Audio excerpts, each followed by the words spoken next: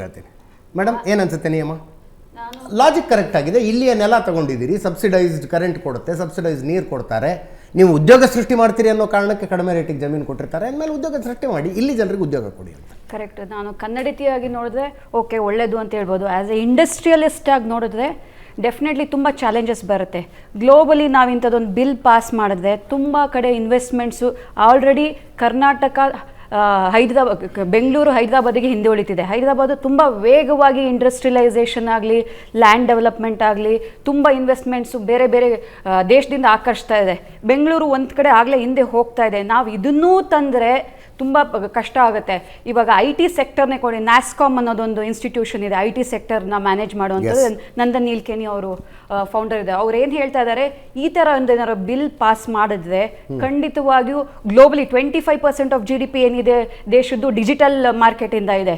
ಇದು ಖಂಡಿತವಾಗಿ ಇದರಿಂದ ಸಂಕಷ್ಟ ಆಗುತ್ತೆ ಅಂತ ಹೇಳ್ತಾ ಇದ್ದಾರೆ. ಆಮೇಲೆ ಸ್ಕಿಲ್ಡ್ ಲೇಬರ್ಸು, ಇಲ್ಲಿ ಡಿ ಕೆ ಶಿವಕುಮಾರ್ ಒಂದು ಮಾತು ಹೇಳಿದ್ರು, ಸ್ಕಿಲ್ಡ್ ಲೇಬರ್ಸ್ ಬೇಕಾದ್ರೆ ಸ್ಪೆಷಲ್ ಪ್ರಾವಿಷನ್ ಕೊಡ್ಬೋದು ಅಂತ. ಇವಾಗ ಯಾವುದು ಸ್ಕಿಲ್ಡು ಯಾವುದು ಅನ್ಸ್ಕಿಲ್ಡು, ಆಮೇಲೆ 100 ಜನ ಎಂಪ್ಲಾಯೀಸ್ ಇದ್ರೆ ಒಬ್ಬರು ಕನ್ನಡಿಗರನ್ನ ಕೂರಿಸ್ತೀವಿ ಅಂತ ಇದನ್ನ ಮಾನಿಟರ್ ಮಾಡೋದಕ್ಕೆ ಅಂತ ಹೇಳಿದ್ರೆ, ಇದರಿಂದ ಲೇಬರ್ ಇನ್ಸ್ಪೆಕ್ಟರ್ಗೆಲ್ಲ ವಸೂಲಿ ಮಾಡೋಕ್ಕೆ ಒಂದು ದಾರಿ ಆಗ್ತಾ ಇದೆ. ಎವ್ರಿ ಇಯರ್ ಮಂತು 6 ತಿಂಗಳಿಗೊಂದ್ಸರಿ ಬಂದು ಈ ಲಂಚಗಳು ವಸೂಲಿ ಮಾಡೋದಕ್ಕೆ ಪ್ರೇರಣೆ ನೀಡ್ತಾ ಇದೆ. ಇದೆಲ್ಲ ಬೇರೆ ಬೇರೆ ಥರದ್ದು ಪ್ರಾಬ್ಲಮ್ಸ್ ಉಂಟಾಗ್ತಾ ಇದೆ. ಖಂಡಿತವಾಗೂ ಕನ್ನಡಿಗರಿಗೆ ಅವಕಾಶ ಕೊಡಬೇಕು, ಅದಕ್ಕೆ ನನ್ನ ಸಮ್ಮತಿನೂ ಇದೆ. ಬಟ್ ಇದರಿಂದ ಎಕನಾಮಿಕ್ ಡೆವಲಪ್ಮೆಂಟ್, ಕರ್ನಾಟಕದ ಎಕನಾಮಿಕ್ ಡೆವಲಪ್ಮೆಂಟ್ ಮೇಲೆ, ನಮ್ಮ ಕನ್ನಡಿಗರ ಮೇಲೇ ಅದು ಪ್ರಭಾವ ಬೀಳೋದು ನೆಗೆಟಿವ್ ಆಗಿ ಅಂತ ಹೇಳಕ್ಕೆ ಇಷ್ಟಪಡ್ತೀನಿ ನಾನು. FKCCIಯಿಂದ ರಮೇಶ್ ಚಂದ್ರ ಅವರು ನೇರ ಸಂಪರ್ಕದಲ್ಲಿದ್ದಾರೆ. ಕುಮಾರಸ್ವಾಮಿ ಅವರು IT ಉದ್ಯೋಗಿಗಳ ಒಕ್ಕೂಟದಿಂದ. IT ಉದ್ಯೋಗಿಗಳ ಒಕ್ಕೂಟದ ಅಭಿಪ್ರಾಯ ಫಸ್ಟ್ ಹೇಳ್ತೀನಿ ನಾನು. ಕುಮಾರಸ್ವಾಮಿ ಅವರೇ, ಆನಂದ್ ಅವರು ಹೇಳ್ತಾ ಇದ್ರು, ಯಾವ ಕಂಪನಿಯಲ್ಲಿ ಎಲ್ಲಿನ HR ಇದ್ದಾರೆ ಅನ್ನೋದ್ರ ಮೇಲೆ ಅಲ್ಲಿನ ರಿಕ್ರೂಟ್ಮೆಂಟ್ ಎಲ್ಲೆಲ್ಲಿಂದ ಆಗುತ್ತೆ ಅನ್ನೋದು ಡಿಸೈಡ್ ಆಗುತ್ತೆ ಅಂತ. ಇದು ನಿಜ ಆದರೆ ಏನೋ ವೆರಿ ಕನ್ಸರ್ನಿಂಗ್ ವಿಷಯ, ಇದು ತುಂಬ ಕನ್ಸರ್ನಿಂಗ್ ವಿಷಯ.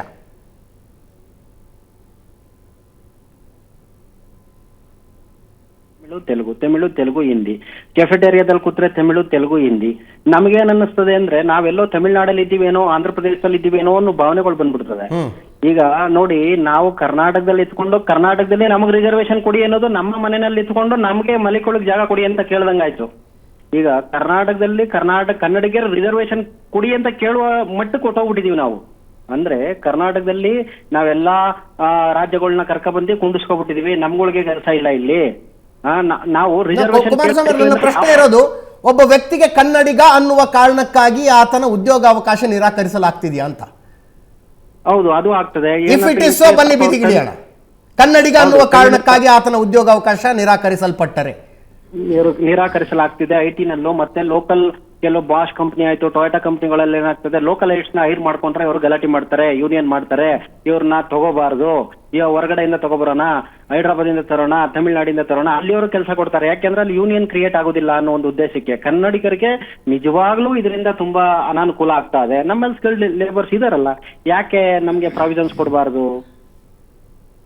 ಈಗ ಒಂದು IT ಕಂಪ್ನಿನಲ್ಲಿ ಒಬ್ಬ ತಮಿಳಿಯನ್ ಒಬ್ಬ HR ಇದ್ದ ಅಂದ್ರೆ ಅವ್ನು ಫುಲ್ ಟೀಮ್ ತಮಿಳಿಯನ್ಸ್ನೇ ಹೈರ್ ಮಾಡ್ತಾನೆ. ಯಾವುದೇ ಪ್ರೊಫೈಲ್ಸ್ ಹೋಗ್ಲಿ, ಅಲ್ಲಿ ಕರ್ನಾಟಕದ ಹೆಸರು, ಅಲ್ಲ ಕನ್ನಡದ ಹೆಸರು, ಕನ್ನಡಿಗನ ಹೆಸರು, ಅಥವಾ ಕರ್ನಾಟಕದ ಇಂಜಿನಿಯರಿಂಗ್ ಕಾಲೇಜ್ ಹೆಸರು, ಅಥವಾ ಅವನು ಹೋಮ್ ಅಡ್ರೆಸ್ ಕರ್ನಾಟಕ ಇತ್ತು ಅಂದ್ರೆ ಅವ್ನು ರಿಜೆಕ್ಟ್ ಮಾಡ್ತಾನೆ. ಅವ್ನು ತಮಿಳ್ನಾಡು, ಅವನು ಈ studied in Sai institute, Hyderabad institute ಅಂತ ಇನ್ಸ್ಟಿಟ್ಯೂಟ್ಗಳಿಗೆ ಮಾತ್ರ ರೆಡ್ಡಿ ಅಂತ ಇರಬೇಕು, ಇಲ್ಲ ನಾಯ್ಡು ಅಂತ ಇರಬೇಕು. ಈ ತರ ಅವರು ನೇಮ್ ಕಾನ್ವರ್ಸೇಷನ್ ಅಲ್ಲೇ ನೇಮ್ ಇದ್ರೊಳಗಡೆ ಕಂಡು ಬಿಡ್ತಾರೆ, ಅವ್ರು ತಮಿಳಿಯನ್ ಹೈದರಾಬಾದ್ ಅಂತ. ಅವ್ರು ಆ ತರ ಪ್ರೊಫೈಲ್ ನ ಕ್ರಿಯೇಟ್ ಮಾಡ್ಕೋತಾರೆ. ಈಗ ಒಬ್ಬ ಬೆಂಗಾಲಿ ನಿಜವಾಗ್ಲೂ ಗ್ರೌಂಡ್ ಲೆವೆಲ್ ನಲ್ಲಿ ಇರೋ ಇಶ್ಯೂ ಅಂತ ನೀವು ಹೇಳ್ತಾ ಇದ್ದೀರಿ. ರಮೇಶ್ ಚಂದ್ರ ಅವರೇ, ಉದ್ಯಮ ಜಗತ್ತು ಹೆಂಗೆ ನೋಡುತ್ತೀ ನಿಯಮವನ್ನ? ಹಲೋ, ಇಲ್ಲ, ಉದ್ಯಮ FKCCI ನಿಲುವು ಏನಂದ್ರೆ, ಸರ್ ತಾವು ಮಾತಾಡ್ತಾ ಹೋಗಿ. ಈ ಮೀಸಲಾತಿ ಏನು ಮಾಡಿದ್ದಾರೆ, ಅವರು ಸ್ಟೇಕ್ ಹೋಲ್ಡರ್ಸ್ನ ಕನ್ಸಲ್ಟ್ ಮಾಡಿಲ್ಲ. ಹಾಗೇನೆ ನಮ್ಮ ಮನವಿ, ನಮ್ಮ ಮಾನ್ಯ ಮುಖ್ಯಮಂತ್ರಿಗೆ, ನಮ್ಮ ಸರ್ಕಾರಕ್ಕೆ, ಈ ಮೀಸಲಾತಿ ತಾವೇನು ಮಾಡಿದಾರೆ ಪ್ರಾಕ್ಟಿಕಲಿ ಫೀಸಬಲ್ ಇರಬೇಕು. ಯಾವುದೇ ಕಾನೂನು ತಂದರೆ ಫೀಸಬಿಲಿಟಿ ಇಲ್ಲ ಅಂದರೆ ಅದನ್ನು ಜಾರಿ ತರಕ್ಕೆ ಭಾಳ ಕಷ್ಟ ಆಗುತ್ತೆ ಸರ್ಕಾರಕ್ಕೂ ಹಾಗೂ ನಮ್ಮ ಇಂಡಸ್ಟ್ರಿ ಆಗಲಿ, ಉದ್ಯಮದಾರ ಆಗಲಿ, IT ಸರ್ವಿಸ್ಗಾಗಲಿ. ಇನ್ನೂ ಆಗಿಲ್ಲ ಹಾಗೆ ಸರ್, ಇನ್ನೂ ಇನ್ನೊಂದ್ ರೆಡಿ ಕಡೆ ಆಗ್ಬೇಕು, ಬಿಲ್ ರೆಡಿ ನಾವು ಆಗ್ಬೇಕು, ಗ್ಲೋಬಲ್ ಬ್ಯಾಂಗ್ಳೂರ್ ತಮ್ಮನ್ನು ಕರಿಬಹುದು, ಮಾತಾಡಿಸ್ಬೋದು. ಇಲ್ಲ ಅದು ವಿ ಹ್ಯಾವ್ ಆಲ್ರೆಡಿ ಇವತ್ತು ಪತ್ರ ಬರೆದಿದ್ದೀವಿ. We are ready to give suggestions from our side, from industry, trade and commerce and services to state government. So FKCCI ಇದನ್ನು ಸಂಪೂರ್ಣವಾಗಿ ವಿರೋಧಿಸುತ್ತೆ ಅಂತಿಲ್ಲ. ಇಲ್ಲ, ವಿರೋಧಿಸ್ತಾ ಇಲ್ಲ. ಯಾಕಂದ್ರೆ ಕನ್ನಡಿಗರಿಗೆ ಜಾಬ್ ಕೊಡಬೇಕು, ಪ್ರಾಥಮಿಕತೆ ಇದೆ, ಕೊಡೋಣ. ನಾವು ಇವಾಗ ಅಧ್ಯಕ್ಷನಾಗಿ ಎಲ್ಲ ಕಡೆ ನಾನು ರಾಜ್ಯದಲ್ಲಿ ಭ್ರಮಣೆ ಇವಾಗ ನೋಡ್ತಾ ಇರೋದ್ರಲ್ಲಿ ಎಲ್ಲ ಕಡೆ ಕನ್ನಡಿಗರು ಕೊಟ್ಟಿದ್ದಾರೆ. ಸ್ವಲ್ಪ ಹೆಚ್ಚಿನ ಪ್ರಮಾಣದಲ್ಲಿ ಕೊಡಬೇಕು ಅಂತ ವಿನಂತಿ ನಾನು ಮಾಡ್ಕೊಳ್ತಾ ಇದ್ದೀನಿ. ಬಟ್ ಈ ಕಾನೂನು ರೂಪವಾಗಿ ಈ ಥರ ತಂದರೆ ಇದರಲ್ಲಿ ಎಲ್ಲ ಇನ್ಸ್ಪೆಕ್ಟರ್ ರಾಜ್ ಬರ್ತಾ ಇದೆ ಅಂತ ಕಾಣಿಸ್ತಾ ಇದೆ. ಎಸ್, ಬಂದೆ, ಉಳಿದವ್ರ ರಿಯಾಕ್ಷನ್ ತೆಗೆದುಕೊಳ್ತೀನಿ.